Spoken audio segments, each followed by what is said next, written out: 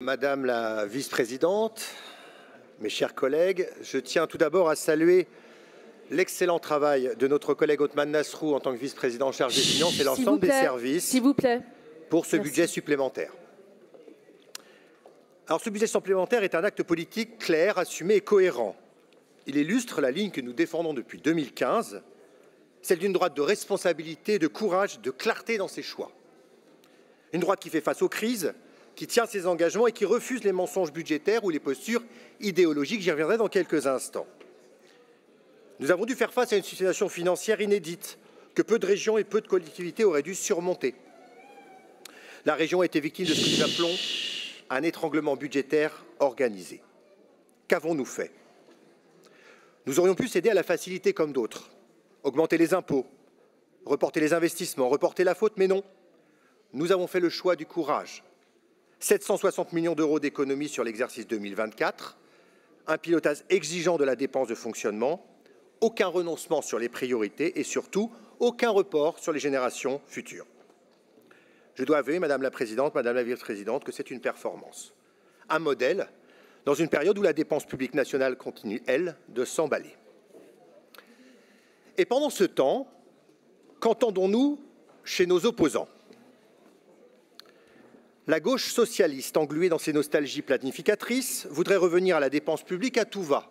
Ça venait de dire un instant. Elle prétend défendre les lycéens, les transports, les territoires, mais à chaque fois que nous faisons des économies, elle crie à l'austérité. Et chaque fois que nous investissons, elle crie à la dette. Une contradiction permanente, un double discours devenu une habitude depuis que je siège ici.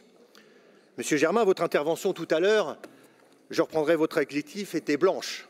Blanche comme les éoliennes que vous défendez, ces éoliennes qui prennent trop de place, qui brassent du vent et qui ne produisent pas grand-chose. Quant à la gauche radicale, celle des insoumis, des verts les plus dogmatiques ou des communistes rétrogrades, elle nous explique que l'argent public est illimité, qu'il suffit de vouloir pour pouvoir. Ce sont les nouveaux illusionnistes du budget. Sauf que la réalité, c'est qu'un budget se finance, qu'une promesse engage et qu'un déficit finit toujours par se payer. Monsieur Orgemin, dans votre intervention tout à l'heure, vous me faites penser à Winston Smith. Winston Smith était un fonctionnaire du ministère de la Vérité.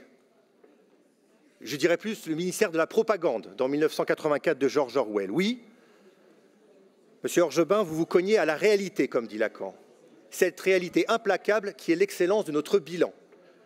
La révolution des transports, la révolution des lycées, tous les investissements que nous menons sont à mettre à notre crédit.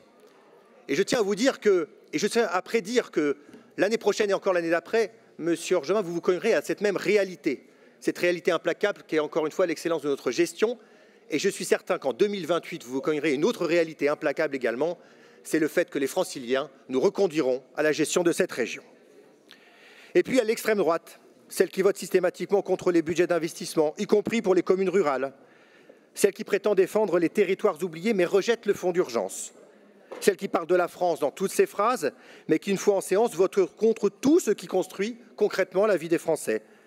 C'est la politique du ressentiment, pas de la responsabilité. Alors oui, nous faisons des choix clairs et assumés, ancrés dans la réalité. 135 millions d'euros en autorisation d'engagement, 170 millions d'euros en crédit de paiement. Aucune hausse de dette, aucune augmentation d'impôts et des priorités ciblées, alignées sur les besoins réels du terrain. Nous tenons notre parole. Un fonds d'urgence de 50 millions d'euros promis en début d'année, il est là. Il servira à soutenir les maires, les associations, les bailleurs engagés dans les projets les plus urgents. QIE, logements étudiants, copropriétés dégradées, là où l'État est absent, la région reste présente. Les lycées franciliens qui restent notre première fierté, 40 millions pour la rénovation de Magny-en-Vexin, 7 millions pour la continuité pédagogique, 7 millions pour Approuvable, 7 millions pour les manuels. Ce sont des réponses concrètes, efficaces, que nous finançons sans artifice. 3 millions pour accueillir les meilleurs chercheurs internationaux pour que l'Île-de-France reste la première région scientifique d'Europe, pendant que certains rêvent de décroissance. Nous croyons à la puissance du savoir, à l'attractivité universitaire, à la compétitivité scientifique. 10 millions supplémentaires pour les maires, bâtisseurs, pour les contrats d'aménagement, pour soutenir ceux qui agissent, qui investissent et qui transforment leurs communes. Ceux qui, sur leur terrain, n'ont ni le temps pour l'idéologie, ni l'envie d'attendre des promesses nationales qui ne viendront jamais. Alors j'ai lu les amendements de notre opposition. Des dépenses à la volée, sans hiérarchisation, des créations de dispositifs coûteux non ciblés, des mesures qui relèvent plus de la communication partisane que du sérieux budgétaire. Pour résumer, la gauche propose, l'extrême gauche impose et l'extrême droite s'oppose, mais aucune de ces formations n'assume une ligne budgétaire cohérente. Alors, mes chers collègues, soyons clairs. Nous ne céderons ni au chantage ni au populisme.